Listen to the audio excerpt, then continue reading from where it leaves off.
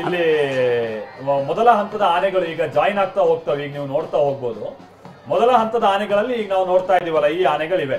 ಅಂದ್ರೆ ಅಭಿಮನ್ಯು, ನಾನು ಈಗ ಹೇಳ್ದಂಗೆ 5360 kg ತೂಕದ ಅಭಿಮನ್ಯು. ಕಾವೇರಿ 3010 kg, 3 ಟನ್ ಅಂತ ನಾವಿಲ್ಲಿ ಲೆಕ್ಕ ಹಾಕ್ಬೋದು. ಅದು ಹೆಚ್ಚು ಕಮ್ಮಿ ಒಂದು 200-250 kg ಹೆಚ್ಚಾಗಿರ್ಬೋದು ಅಂತ ಕಾಣಿಸುತ್ತೆ. ಆಮೇಲೆ ರೂಪ 3320 kg. ನಾವೀಗ 2 ಕುಮ್ಕಿ ಆನೆಗಳು ನೋಡ್ತಾ ಇದೀವಲ್ಲ, ಕಾವೇರಿ, ರೂಪ, ಅಭಿಮನ್ಯು. ಆಮೇಲೆ ಇನ್ನು ಅಭಿಮನ್ಯುವಿಗೆ ಸರಿಸಮಾನ ಆದಂತ ಇನ್ನೊಂದು ತೂಕದಲ್ಲಿರುವಂತ ಆನೆ ಅಂತ ಅಂದ್ರೆ ಹೆಚ್ಚು ಕಡಿಮೆ ಧನಂಜಯ. ಆತ ಕೂಡ ಇನ್ ಸೇರ್ತಾ ಹೋಗ್ತಾನೆ ಇವ್ರ ಜೊತೆಗೆ. ಮೊದಲ ಹಂತದಲ್ಲಿ ನೀವು ನೋಡ್ತಾ ಹೋಗ್ಬೋದು. ಮುಂದ್ಗಡೆ ಹೊರಟಿದ್ದಾನೆ ಈಗ. ಆತ 5310 kg.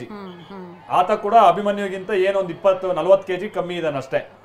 ಅದಾದ ನಂತರ ಇನ್ನು ತೂಕದಲ್ಲಿ ಮತ್ತೆ ಸರಿಸಮಾನವಾದಂತ ಆನೆ ಅಂದ್ರೆ ಏಕಲವ್ಯ. ಆತ ಕೂಡ ಮುಂಭಾಗದಲ್ಲೇ ಇದ್ದಾನೆ, 5305 kg. ಆಮೇಲೆ ವಿಶೇಷ ಅಂತ ಅಂದ್ರೆ ಇವರೆಲ್ಲರಿಗಿಂತ ಹೆಚ್ಚಿನ ತೂಕದ ಆನೆ ಅಂತ ಅಂದ್ರೆ ಭೀಮ ಒಂಥರ ಈ ಸೆಲೆಬ್ರಿಟಿ. ಹೌದು. ಆತ ಏನಾದ್ರೆ ಈ ಜನರು ಕೂಗೋದು, ಆತನ ಕರೆಯೋದು, ಅದಕ್ಕೆಲ್ಲ ಆತ ರೆಸ್ಪಾನ್ಸ್ ಮಾಡೋದು ಬಹಳ ಚಂದ. ಹಂಗಾಗಿ ಭೀಮಂಗೆ ಸಪರೇಟ್ ಆದಂತ ಒಂದು ಫ್ಯಾನ್ ಬೇಸ್ ಕೂಡ ಇದೆ. ಭೀಮ ಅಭಿಮನ್ಯುಗಿಂತ 1 ಕ್ವಿಂಟಾಲ್ ಜಾಸ್ತಿ ಇದ್ದಾನೆ.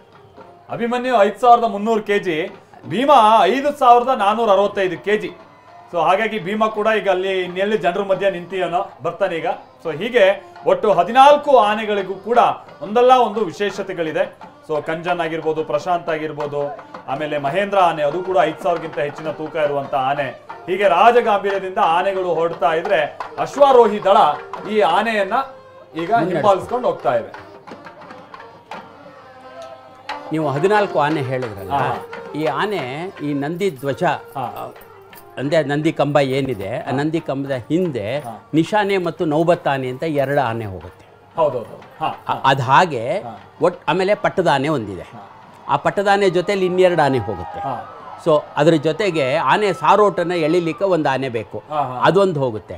ಆಮೇಲೆ ಇಂಗ್ಲಿಷ್ ಬ್ಯಾಂಡ್ ಅನ್ನ ಎಳೆಯೋ ಒಂದು ಆನೆ ಬೇಕು, ಅದಕ್ಕೊಂದು ಆನೆ ಹೋಗುತ್ತೆ. ಹೀಗೆ ಒಟ್ಟು ಆರಂಭದಿಂದ ಈ ನಾವು ಅಭಿಮನ್ಯುವಿನ ಜೊತೆ ಅಂಬಾರಿಯನ್ನು ಹೊತ್ಕೊಂಡು ಹೋಗುವಂತಹ ಅಭಿಮನ್ಯುವಿನ ಜೊತೆ ಅಕ್ಕಪಕ್ಕದಲ್ಲಿ ಹೋಗೋ 3 ಆನೆಗಳು, ಇದಿಷ್ಟು ಸೇರಿ ಒಟ್ಟು ಇಡೀ ದಸರಾ ಮೆರವಣಿಗೆಯಲ್ಲಿ ನಮಗೆ 14 ಆನೆಗಳು ವಿವಿಧ ಕ್ಷೇತ್ರದಲ್ಲಿ ತಮ್ಮ ಕಾರ್ಯವನ್ನು ನಿರ್ವಹಿಸುತ್ತಾ ಹೋಗುತ್ತವೆ. ಹಾಗಾಗಿ ಒಟ್ಟು ಆನೆಗಳಿರುತ್ತವೆ. ಇದು ಅಂತಿಮವಾಗಿ ಹೋಗುವಂಥ ಈ 3 ಆನೆ ಕೊನೆಗೆ ಹೋಗುವಂಥ.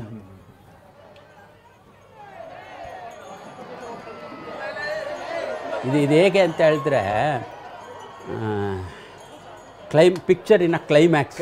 ದಸರಾ ಉತ್ಸವ ನಿಮಗೆ ನಿಶಾನೆ ನೌಬತ್ ಆನೆ ಹೆಸರು ತೋರ್ಸೋಕೆ ಶುರು ಮಾಡ್ತಾರಲ್ಲ, ಆ ಥರ ಇದು ಕ್ಲೈಮ್ಯಾಕ್ಸ್. ಯಾವತ್ತಿಂದಲೂ, ಇವತ್ತಿಂದ ಅಂತ ನಾನು ಹೇಳ್ತಿಲ್ಲ, ದಸರಾ ಪ್ರೊಸೆಷನ್ ಶುರುವಾದಾಗಲಿಂದ ಮಹಾರಾಜರು ಬರ್ತಾ ಇದ್ದ ಕಾಲಘಟ್ಟದಲ್ಲೂ ಮತ್ತು ಇವತ್ತು ಅಮ್ಮ ಬರೋ ಕಾಲಘಟ್ಟದಲ್ಲೂ ಇದು ಕ್ಲೈಮ್ಯಾಕ್ಸ್. ಇದಾದ್ಮೇಲೆ ಬೇರೆ ಏನೂ ಇಲ್ಲ. ಇದಾದ್ಮೇಲೆ ಜನ ಚದರ್ಲಿಕ್ಕೆ ಶುರು ಆಗ್ತಾರೆ. ನೀವು ಅಲ್ಲಿ ಇವಾಗ ಪ್ಯಾಲೇಸ್ ಒಳಗಡೆ ನೋಡ್ಬೋದು. ನೀವು ಇನ್ನು ಆನೆ ಮುಂದಕ್ಕೆ ಬಂತಲ್ವಾ, ಆ ಗೇಟ್ ಕಡೆ ಓಡ್ತಾರೆ ಜನ. ಇದು ಒಂದು ಪ್ರಕ್ರಿಯೆ ಶುರುವಾಗುತ್ತೆ. ಅದು ಮನಸ್ತೃಪ್ತಿಯನ್ನ ತೋರಿಸುವಂತಹದ್ದು, ಅಥವಾ ಓಡೋದು ಅಥವಾ ಇನ್ನೊಂದ್ ಕಡೆ ಹೋಗಿ ನಿಂತ್ಕೊಂಡು ನೋಡೋಣ ಅನ್ನೋ ಒಂದು ಉದ್ದೇಶದಿಂದಾನೂ ಹೋಗ್ತಾರೆ, ಮುಂದೆ ಹೋಗಿ ನೋಡ್ಬೇಕು ಅಂತ. ಈ ಅಂಬಾರಿ ಆನೆಗಳು ಯಾರಿಗೂ ರೆಸ್ಪಾಂಡ್ ಮಾಡೋದಿಲ್ಲಲ್ಲ, ಇಷ್ಟು ಜನಗಳಿಗೆ ಅಷ್ಟು ಟ್ರೈನ್ ಮಾಡಿರ್ತಾರೆ, ಯಾರಿಗೂ ರೆಸ್ಪಾಂಡ್ ಮಾಡಲ್ಲ. ನೀವು ಹೇಳ್ತಾ ಇದ್ರಲ್ಲ ಸೊಂಡಿಲೆತ್ತೋದು, ದೊಡ್ಡ ಗೊಂಬೆಗಳನ್ನ ಗಮನಿಸ್ಲಿಲ್ಲ ಅಲ್ವಾ? ದೊಡ್ಡ ಆಕಾರದ ಗೊಂಬೆಗಳು ಪ್ರತಿ ಸಲ ನಡ್ಕೊಂಡು ಬರ್ತಾ ಇತ್ತಲ್ಲ, ಇತ್ವಾ? ನಾವು ಈ ಪ್ರೊಸೆಷನ್ ಅಲ್ಲಿ ನೋಡ್ದಂಗ ಆಗ್ಲಿಲ್ಲ. ಅದು ಮಳೆ ಬಂದ ಕಾರಣ ವಿಜುವಲ್ಸ್ ಬರಲಿಲ್ಲ.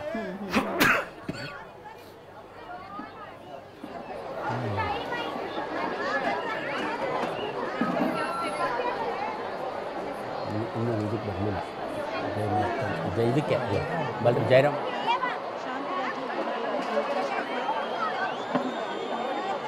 ಆಮೇಲೆ ಈ ಉತ್ಸವ ಸಾಗುವಂತ ಸಂದರ್ಭದಲ್ಲಿ ಅಂದ್ರೆ ಈ ಅಂಬಾರಿ ತೆಗೆದುಕೊಂಡು ಹೋಗುವಂತ ಆನೆಗಳನ್ನ ಬಹಳ ಸೂಕ್ಷ್ಮವಾಗಿ ಅಂಬಾರಿನೆಲ್ಲ ಗಮನಿಸೋರು ಜೊತೆಗೆ ಬರ್ತಾರಲ್ವಾ? ಏನಾದ್ರು ಸ್ವಲ್ಪ ಇಡೀ ಟೀಮ್ ಇನ್ನೊಂದು ಸ್ವಲ್ಪ ದೂರ, ಇದು ಅರಮನೆ ಒಳಗಡೆ ಅಷ್ಟೇ. ನೀವು ಮುಂದೆ ಬಂದ್ರೆ ಫುಲ್ ರೋಪ್ ಮಾಡಿ, ಯಾರು ಆನೆ ಹತ್ರ ಹೋಗದೆ ಇರೋ ಹಾಗೆ ಮಾಡಿ ಅವ್ರನ್ನ ಪ್ರೊಟೆಕ್ಟ್ ಮಾಡ್ಕೊಂಡು ತಗೊಂಡು ಹೋಗೋಕೆ. ಮತ್ತೆ ಆರ್ಮ್ಡ್ ಪೊಲೀಸ್ ಜೊತೆಲಿ ಇರ್ತಾರೆ, ಮತ್ತೆ ಸಿವಿಲ್ ಪೊಲೀಸ್ ಇರುತ್ತೆ. ಇಷ್ಟು ಅಲ್ದೇನೆ ವಿಚಕ್ಷಣ ದಳದವರು ಯೂನಿಫಾರ್ಮ್ ಇಲ್ದೇನೆ ಇರ್ತಾರೆ. ಮಾವುತರು ಎಲ್ರಿಗೂ ರೆಸ್ಪಾಂಡ್ ಮಾಡ್ತಾ ಇದ್ದಾರೆ. ಅವ್ರು ಮಾಡ್ತಾರೆ. ಅವ್ರ ಮಾತೇ ಕೇಳೋದವರು ಅಲ್ವಾ? ಇದು ಚಾಮುಂಡೇಶ್ವರಿಯ ಅಲಂಕಾರದಲ್ಲಿ ಏನಾದ್ರೂ ಪರ್ಟಿಕ್ಯುಲರ್ ಅನ್ನುವಂಥದ್ದು ಇದೆಯಾ ಗುರುಗಳೇ? ಈ ಅಲಂಕಾರದಲ್ಲಿ ಯಾವುದೋ ಪರ್ಟಿಕ್ಯುಲರ್ ಆಗಿ ಇರಲ್ಲ. ಸೀರೆನ ವಿಶೇಷವಾಗಿ ಹೇಳಿ ಮಾಡಿಸ್ತಾರೆ ಅದಕ್ಕೆ. ಸಿಲ್ಕ್ ಮೈಸೂರು ಬಣ್ಣದಲ್ಲಿ ಮೈಸೂರು ಸಿಲ್ಕ್ ತರಾನೇ ಕಾಣ್ತಾ ಇದೆ ಆ ಸೀರೆ. ಮೈಸೂರು ಸಿಲ್ಕ್ ಸೀರೆನೇ ಅದು. ಮತ್ತೆ ಚಾಮುಂಡೇಶ್ವರಿ ದೇವಾಲಯ ಇದೆಯಲ್ಲ, ದೇವಾಲಯದಲ್ಲಿ ಅಮ್ಮನವರಿಗೆ, ಮೂಲ ದೇವರಿಗೆ ಮತ್ತು ಉತ್ಸವ ಮೂರ್ತಿಗೆ ಅಲಂಕಾರ ಮಾಡುವಾಗ 9 ದಿನಗಳಲ್ಲಿ ವಿಶೇಷವಾದಂತಹ ಅಲಂಕಾರಗಳನ್ನು ಮಾಡ್ತಾ ಹೋಗ್ತಾರೆ. ಆದರೆ ಈ ಮೂರ್ತಿಗೆ ಮಾಡುವಾಗ ನೀವು ಪ್ರತಿ ವರ್ಷ ನೋಡಿ, ಹೂವಿನ ಬಣ್ಣ ವ್ಯತ್ಯಾಸ ಆಗುತ್ತೆ, ಹೂವಿನ ಜಾತಿ ವ್ಯತ್ಯಾಸ ಆಗುತ್ತೆ, ಆದರೆ ಆ ರೂಪ ಅದೇ ಥರ ಇರುತ್ತೆ. ನಿಜ ನಿಜ. ಅಂದರೆ ಹೂವಿನ ನೋಡಿ, ಅಮ್ಮನಿಗೆ ನಾವೆಲ್ಲ ಮಾತಾಡ್ತೀವಿ, ಪುಷ್ಪ ಕಿರೀಟ ಅಮ್ಮನಿಗೆ ಮಾಡಿಟ್ಟಿದ್ದಾರೆ ನೋಡಿ, ಮಲ್ಲಿಗೆ ಪುಷ್ಪ ಕಿರೀಟ ರಾಜಮುಡಿ ಥರನೇ ಕಾಣಿಸ್ಬೇಕು ಅಥವಾ ವೈರಮುಡಿ ಥರ ಕಾಣಿಸ್ಬೇಕು ನೋಡಿ. ಅಲ್ಲಿ ಬಿಳಿ ಕಿರೀಟ, ಅದ್ರ ಮೇಲ್ಗಡೆ ನಿಮಗೆ ಕನಕಾಂಬರದ ಇನ್ನೊಂದು ಕಿರೀಟ ಅದನ್ನು ಇಟ್ಟಿದ್ದಾರೆ.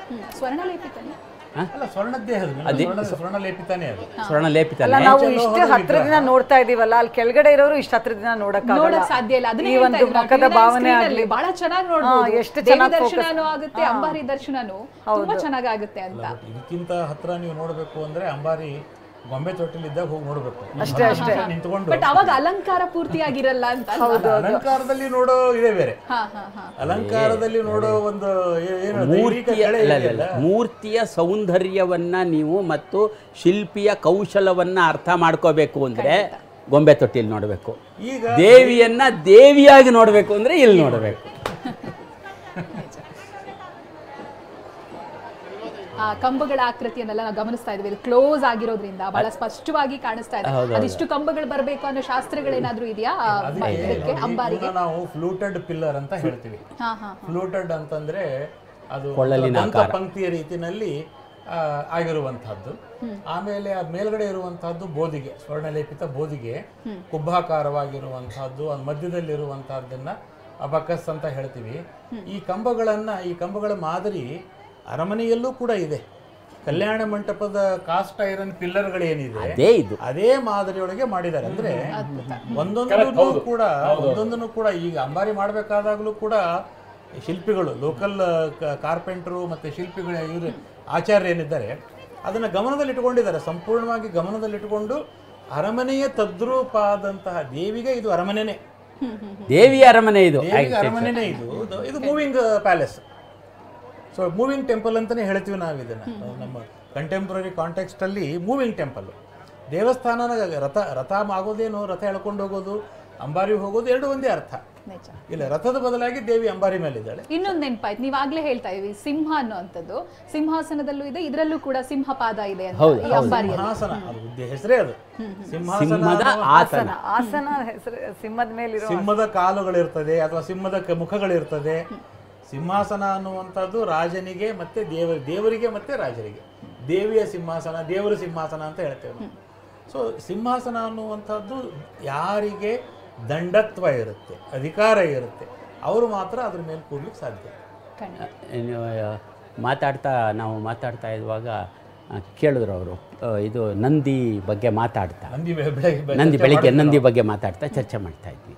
ಸೆಂಗೋಲ್ ತಮಿಳ್ನಾಡಿಂದ ತಗೊಂಡು ಉದಾಹರಣೆ ಇದೆ ಅಂತ ಹೇಳ್ತಾಯಿದ್ರು. ಕುಲಕರ್ಣಿ ಅವರು ಬಹಳ ಚಾಲುಕ್ಯ ಆರ್ಟ್ ಮೇಲೆ ಕೆಲಸ ಮಾಡಿದ್ದಾರೆ. ಮಹಾಕೂಟ ಒಂದು ಶಿಲ್ಪದಲ್ಲಿ, ಪಟ್ಟದಕಲ್ಲಿನ ಒಂದು ನಟರಾಜ ಶಿಲ್ಪದಲ್ಲಿ ನಾವು ಏನು ಅಲ್ಲಿ ತಮಿಳ್ನಾಡಿನ ಸೆಂಗೋಲ್ ನೋಡ್ತೀವಿ, ಅದೇ ಥರ ನಂದಿ ಇರುವಂತಹ ಸೆಂಗೋಲು ಪಟ್ಟದಕಲ್ಲಲ್ಲೂ ನಮಗೆ ಕೈಯಲ್ಲಿ ಹಿಡ್ಕೊಂಡಿರುವಂತಹದ್ದು ನಮಗೆ ಕಂಡು ಬರುತ್ತೆ. ಹಾಗಾಗಿ 734ನೇ ಇಸ್ವಿನಲ್ಲಿ ಇವತ್ತು ನೋಡ್ತಾ ಇದ್ದೀವಿ ನಾವು 2020ರಲ್ಲಿ ನೋಡ್ತಾ ಇದ್ದೇವೆ. ಅಲ್ಲ, ನಾವೆಷ್ಟು ಸಂಕುಚಿತವಾದ ಮನೋಭಾವನೆ ಇಟ್ಕೊಂಡಿದ್ದೀವಿ. ಸೆಂಗೋಲ್ ಅಂದರೆ ಅಥವಾ ದಂಡ ಅಂದರೆ ಏನು, ನಾವು ದಂಡ ಅಂದರೆ ದಂಡ ಸಂಹಿತೆ ಒಂದೇ ಗೊತ್ತಿರೋದು ನಮಗೆ. ಇಲ್ಲ, ನಾವು ದಂಡ ಅಂತ ನಮಗೆ ಗೊತ್ತಿದೆ ಅಷ್ಟೇ. ದಂಡ ಅಂದರೆ ಅದು ಏನು ಅಂತ ಹೇಳಿದ್ರೆ, ಅಧಿಕಾರವನ್ನು ಒಬ್ಬ ವ್ಯಕ್ತಿ, ಒಂದು ಸಂಸ್ಥೆ, ಒಂದು ವ್ಯವಸ್ಥೆ ಅಧಿಕಾರವನ್ನು ಹೊಂದಿರುವಂತಹದ್ದನ್ನು ಪ್ರತೀಕತೆ ಮಾಡುವಂತಹದ್ದು ಮತ್ತು ಅದನ್ನು ಪ್ರದಾನ ಮಾಡುವಂತಹದ್ದು, ದತ್ತ ಮಾಡುವಂತಹದ್ದು. ಹಾಗಾಗಿ ಅಲ್ಲಿ ತ್ರಿಶೂಲ ಎಷ್ಟು ಚೆನ್ನಾಗಿದೆ ಅಂದರೆ, ಮಹಿಷಾಸುರನ ರಿಬ್ ಕೇಜ್ ಒಳಗಡೆ ಹೋಗಿರುತ್ತೆ. ಅದು ಆಲ್ಮೋಸ್ಟ್ 70% ಅವನ ರಿಬ್ ಕೇಜ್ ಒಳಗಡೆ ಹೋಗಿರುತ್ತೆ.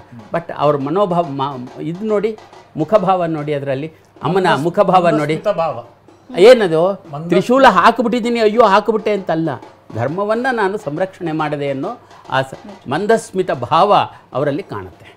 ಈಗ ಅರಮನೆ ಮುಖ್ಯ ದ್ವಾರದಿಂದ ಹೊರಗೆ ಹೊರಡ್ತಾ ಬಲರಾಮ ದ್ವಾರದಿಂದ ಉತ್ತರ ದ್ವಾರದಿಂದ ಹೊರ ಬರ್ತಾ ಇದೆ. ಓಕೆ, ಅಶೋಕ ರೋಡಿಗೆ ಅಭಿಮುಖವಾಗಿ, ಬನ್ನಿ ಮಂಟಪಕ್ಕೆ ಅಭಿಮುಖವಾಗಿ. ಸಯಾಜಿರಾವ್ ರೋಡ್ ಕಡೆ ತಿರುಕೊಳ್ಳುತ್ತೆ. ಮೊದಲು ಸಯಾಜಿರಾವ್ ರೋಡಲ್ಲಿ ಆಗ್ತಿರ್ಲಿಲ್ಲ, ಅಶೋಕ ರಸ್ತೆಯಲ್ಲೇ ಮೆರವಣಿಗೆ ಹೋಗ್ತಾ ಇತ್ತು. 4 ಬಾರಿ ಬದಲಾವಣೆ ಆಗಿದೆ ಮಾರ್ಗ. ಮೈಸೂರಲ್ಲಿ ದಸರಾ ಹೋಗುವಂತಹ ಮಾರ್ಗ ಇದೆಯಲ್ಲ, ಅದು 4 ಬಾರಿ ಬದಲಾವಣೆ ಆಗಿದೆ. ಕಾರಣ ಏನಾಯಿತು ಅಂತ ಹೇಳಿದ್ರೆ, ಮೊದಲು ಎಲ್ಲಿ ಹೋಗ್ತಾ ಇತ್ತು ಅಂತ ಹೇಳಿದ್ರೆ ಸೀದಾ ಇವಾಗ ಬಂದಂತಹ ಜಯರಾಮ ಮತ್ತು ಬಲರಾಮ ದ್ವಾರದಿಂದ ಹೊರಬಂದು ದೊಡ್ಡಪೇಟೆ ಅಥವಾ ಇವತ್ತಿನ ಅಶೋಕ ರಸ್ತೆಯಲ್ಲಿ ನೇರವಾಗಿ ವೀರನಗೆರೆ ದಾಟಿಕೊಂಡು ವೀರನಗೆರೆಯಿಂದ ಬನ್ನಿ ಮಂಟಪಕ್ಕೆ ಬರ್ತಾಯಿತ್ತು. ಅರಮನೆ ಸುಟ್ಟು ಹೋದ್ಮೇಲೆ, ಮೈಸೂರಿನ ಮುಖ್ಯ ಅರಮನೆ ಸುಟ್ಟು ಹೋದ್ಮೇಲೆ ಆ ಮಹಾರಾಜರ ಅರಮನೆಯನ್ನು ನಮ್ಮ ಇದಕ್ಕೆ ಎಂಥದ್ದು ಜಗನ್ಮೋಹನ ಅರಮನೆಗೆ ಬದಲಾವಣೆ ಮಾಡಿದ್ರು. ಆವಾಗ ಅವರೇನು ಮಾಡಿದ್ರು ಅಂದರೆ, ಅಲ್ಲಿಂದ ಹೊರಟು ಇಂದಿನ ಕೃಷ್ಣರಾಜ ವೃತ್ತಕ್ಕೆ ಬಂದು, ಕೃಷ್ಣರಾಜ ವೃತ್ತದಿಂದ ಮತ್ತೆ ಚಾಮರಾಜ ಒಡೆಯರ್ ವೃತ್ತಕ್ಕೆ ಬಂದು, ಅಲ್ಲಿಂದ ಪುನಃ ನಮಗೆ ದೊಡ್ಡ ಪೇಟೆ ಅಥವಾ ಅಶೋಕ ರಸ್ತೆಯಲ್ಲಿ ಬರಲಿಕ್ಕೆ ಪ್ರಾರಂಭ ಮಾಡಿದ್ರು. ಇದು ಆದಮೇಲೆ ಸ್ವಲ್ಪ ದಿವಸ ಆದಮೇಲೆ ಈ ದೊಡ್ಡಪೇಟೆ ಅಗಲ ಚಿಕ್ಕದಾಯಿತು, ಹೋಗಲಿಕ್ಕೆ ಕಷ್ಟ ಆಗುತ್ತೆ ಅಂತೇಳಿ ಮತ್ತೆ ಏನು ಮಾಡಿದ್ರು, ಅಷ್ಟೊತ್ತಿಗೆ ಇಲ್ಲಿಗೆ ಮೈಸೂರಿನ ಅರಮನೆಯನ್ನು ವಾಪಸ್ ಇಲ್ಲಿಗೆ 1910ರಲ್ಲಿ ಅರಮನೆ ಕಂಪ್ಲೀಟ್ ಆಗಿದ್ದರಿಂದ ಇಲ್ಲಿಗೆ ಬಂದ ಮೇಲೆ ಇಲ್ಲಿ ದಸರಾ ಪ್ರಾರಂಭ ಮಾಡಿ, ಮತ್ತೆ ಈಗ ಹೇಗೆ ಬಂದರೋ ಉತ್ತರ ದ್ವಾರದಲ್ಲಿ ಹೊರಬಂದು ಮತ್ತು ಚಾಮರಾಜ ವೃತ್ತವನ್ನು ಬಳಸ್ಕೊಂಡು ಕೃಷ್ಣರಾಜ ವೃತ್ತಕ್ಕೆ ಬಂದು, ಅಲ್ಲಿಂದ ಮೆಡಿಕಲ್ ಕಾಲೇಜ್ ವೃತ್ತಕ್ಕೆ ಬಂದು, ಸಯಾಜಿರಾವ್ ರಸ್ತೆ ಮೆಡಿಕಲ್ ಕಾಲೇಜ್ ವೃತ್ತಕ್ಕೆ ಬಂದು, ಮೆಡಿಕಲ್ ಕಾಲೇಜ್ ವೃತ್ತದಿಂದ ನಮಗೆ ದೊಡ್ಡ ಪೋಸ್ಟ್ ಆಫೀಸು ಅಥವಾ ಪೋಸ್ಟ್ ಆಫೀಸ್ ವೃತ್ತಕ್ಕೆ ಬಂದು, ಅಲ್ಲಿಂದ ಚರ್ಚ್ ಮೂಲಕ ಇದಕ್ಕೆ ಬರ್ತಾಯಿದ್ರು ಬನ್ನಿ ಮಂಟಪಕ್ಕೆ. ಸೊ ಅದು ರಸ್ತೆ ಕಿರಿದಾಗಿದ್ದರಿಂದ 1939ರಲ್ಲಿ ಈಗ ನಾವು ಏನು ಹೋಗ್ತಾ ಇದ್ದೀವಿ ರಸ್ತೆ ಮಾರ್ಗ, ಈ ರಸ್ತೆ ಮಾರ್ಗಕ್ಕೆ ದಸರಾ ಈ ಮೆರವಣಿಗೆಯನ್ನು ಬದಲಾವಣೆ ಮಾಡಿದ್ರು 1939. ಸಯಾಜಿರಾವ್ ರಸ್ತೆ. ಈ ರಸ್ತೆ ಇದೊಂಥರ ದೊಡ್ಡದಾಗಿದೆ, ಮತ್ತೆ ಹೋಗೋದಕ್ಕೂ ಸುಲಭ, ಜನ ಕೂಡ ಜಾಸ್ತಿ. ಈ ರಸ್ತೆ ಬಗ್ಗೆ ಮಾತನಾಡೋದಾದ್ರೆ ಮುಂಚೆ ಈ ರೋಡ್ ಇತ್ತಿಲ್ಲ. ಇವತ್ತೇನು ನಾವು ಸಯಾಜಿರಾವ್ ರಸ್ತೆ ಅಂತ ಕರಿತಾ ಇದ್ದೀವಿ, ಈ ರಸ್ತೆ ಮೈಸೂರಲ್ಲಿ ಇತ್ತಿಲ್ಲ. ಇದು ಒಂದು ನಾಲೆ, ಇದನ್ನ ಪೂರ್ಣಯ್ಯ ನಾಲೆ ಅಂತ ಕರಿತಾ ಇದ್ರು. ಈ ದೇವರಾಜ ಮಾರ್ಕೆಟ್ ಅಡಿಗೆ ಅದು ನಾಲೆ ಮುಂದೆ ಹೋಗ್ತಾ ಇತ್ತು. ಇವತ್ತು ಏನು ರಸ್ತೆ ಇದೆಯೋ ಈ ರಸ್ತೆನೇ ಪೂರ್ಣಯ್ಯ ನಾಲೆ. ಈ ಪೂರ್ಣಯ್ಯ ನಾಲೆ ಮಾಡಿಸಿದ್ದು ಯಾರು ಅಂದರೆ ದಿವಾನ್ ಪೂರ್ಣಯ್ಯನವರು. ಮೈಸೂರಿನ ದಿವಾನರಾಗಿ ಬಂದ ಮೇಲೆ ಮೈಸೂರಿಗೆ ಸತತವಾಗಿ ನೀರನ್ನು ಕೊಡುವುದಕ್ಕೋಸ್ಕರವಾಗಿ ಸಾಗರಕಟ್ಟೆ ಅಣೆಕಟ್ಟೆಯನ್ನು ಕಟ್ಟಿ ಅಲ್ಲಿಂದ ನಾಲೆಯನ್ನು ತೋಡಿ ಮೈಸೂರಿಗೆ ನಿರಂತರವಾಗಿ ನೀರು ಹರಿಸುವಂಥ ಪ್ರಯತ್ನವನ್ನು ಮಾಡ್ತಾರೆ. ಆದರೆ ಮಳೆಗಾಲದ ಸಮಯದಲ್ಲಿ ಮಾತ್ರ ಈ ನಾಲೆಯಲ್ಲಿ ನೀರು ಹರಿತಿತ್ತು, ಬೇಸಿಗೆ ಕಾಲದಲ್ಲಿ ನೀರು ಹರಿಲಿಕ್ಕೆ ಸಾಧ್ಯ ಆಗ್ತಾ ಇತ್ತಿಲ್ಲ. ಹಾಗಾಗಿ ನಾಲ್ವಡಿಯವರು ತಮ್ಮ ಕಾಲದಲ್ಲಿ ಏನು ಮಾಡಿದ್ರು ಅಂದರೆ, ಅಷ್ಟೊತ್ತಿಗೆ ವಿಜ್ಞಾನ ಬೆಳೆದಿದ್ದರಿಂದ ಮೋಟಾರ್ ಪಂಪ್ಗಳನ್ನು, ವಿದ್ಯುತ್ ಚಾಲಿತ ಮೋಟಾರ್ ಪಂಪ್ಗಳನ್ನು ಅಳವಡಿಸಲಿಕ್ಕೆ ಸಾಧ್ಯ ಆಗಿದ್ದರಿಂದ ಪಂಪ್ ಹೌಸ್ನಲ್ಲಿ ವಾಣಿ ವಿಲಾಸ ಪಂಪ್ ಹೌಸ್ ಮಾಡಿ ಅಲ್ಲಿಂದ ಮೈಸೂರಿಗೆ ನಳದಲ್ಲಿ ನೀರನ್ನು ಕೊಡುವಂತಹ ವ್ಯವಸ್ಥೆ ಮಾಡಿ ಈ ಪೂರ್ಣಯ್ಯ ನಾಲೆಯನ್ನು ಮುಚ್ಚಿಸ್ತಾರೆ. ಅದು ಯಾತ್ರಿಂದ ಮುಚ್ಚಿಸ್ತಾರೆ ಅಂದರೆ, ಮೈಸೂರು ರೈಲ್ವೆ ನಿಲ್ದಾಣದಲ್ಲಿ ಕಲೆಕ್ಟ್ ಆಗಿದ್ದಂತಹ ಸಿಂಡರ್ ಅಥವಾ ಕಲ್ಲಿದ್ದಲನ್ನು ಬೇಯಿಸಿ ಅದರಿಂದ ಉಳಿದಂತಹ ಬೂದಿ ಮತ್ತು ಕಿಟ್ಟ ಏನಿತ್ತು ಅದನ್ನು ತಂದು ಆ ಇಡೀ ಹಳ್ಳಕ್ಕೆ ತುಂಬಿಸಿ ಅದರ ಮೇಲೆ ಅತ್ಯಂತ ಸುಂದರವಾದಂತಹ ಒಂದು ರಸ್ತೆಯನ್ನು ಮಾಡಿ ಅದಕ್ಕೆ ಅವರು ಸಯಾಜಿರಾವ್ ಗಾಯಕ್ವಾಡ್ ಹೆಸರನ್ನು ಇಟ್ಟು ನ್ಯೂ ಸಯಾಜಿರಾವ್ ರೋಡ್ ಅಂತ ಮಾಡಿದ್ರು. ಅದು ಆನಂತರ ಅಲ್ಲಿ ಕೂಡ ಬರೋಡಾದಲ್ಲಿ ಕೂಡ ಬರೋಡಾ ಮಹಾರಾಜರು ಕೃಷ್ಣರಾಜ ಒಡೆಯರ್ ರಸ್ತೆ ಅಂತ ಒಂದು ರಸ್ತೆಗೆ ನಾಮಕರಣ ಮಾಡ್ತಾರೆ. ಪ್ಯಾಲೇಸ್ ಮುಂದಗಡೆಯಿಂದ ಯೂನಿವರ್ಸಿಟಿಗೆ ಹೋಗಿ ಕನೆಕ್ಟ್ ಆಗುತ್ತೆ. ಸುರಸಾಗರ್ ಲೇಕಿಗೆ ಕರೆಕ್ಟ್. ಅಲ್ಲಿ ಸುರಸಾಗರ್ ಲೇಕಿಗೆ ಕನೆಕ್ಟ್ ಆಗ್ತದೆ. ಅಲ್ಲಿ ಅವ್ರಿಗೂ ವೈವಾಹಿಕ ಸಂಬಂಧಗಳಿದ್ವು. ಮತ್ತೆ ದೇವರ್ ಬೆಸ್ಟ್ ಫ್ರೆಂಡ್ಸ್, ಅತ್ಯಂತ ಸಮಕಾಲೀನ ಸ್ನೇಹಿತರವರು ನಾಲ್ವಡಿಯವರು ಮತ್ತೆ ಸಯಾಜಿರಾವ್ ಗಾಯಕ್ವಾಡ್. ಸೊ ಸಯಾಜಿರಾವ್ ಗಾಯಕ್ವಾಡ್ ಇವ್ರ ಹೆಸರನ್ನ ಇಡ್ತಾರೆ, ಇವರು ನಾಲ್ವಡಿಯವರು ಸಯಾಜಿರಾವ್ ಅವ್ರ ಹೆಸರನ್ನ ಇಡ್ತಾರೆ. ಇಲ್ಲಿ ಎರಡೂ ಕೂಡ ಬರೋಡಾ ಮತ್ತೆ ಮೈಸೂರು ಕೊಡುಕೊಳ್ಳುವಿಕೆಯ ಸಂಬಂಧ ತುಂಬಾ ಚೆನ್ನಾಗಿತ್ತು ಅವರಿಬ್ಬರ ನಡುವೆ. ರಿಪೀಟ್ ಆಗ್ತಾ ಇದೆ ಕ್ಲಿಪ್ಸ್ ಹಂಗೆ ರಿಪೀಟ್ ಆಗ್ತಾ ಇದೆ. ಆಗಲಿ, I think we can close it. ಅವ್ರು ಕೇಳಬೇಕಲ್ಲ, ಅವ್ರಿಗೆ ಬರ್ಬೇಕು ಮೆಸೇಜ್.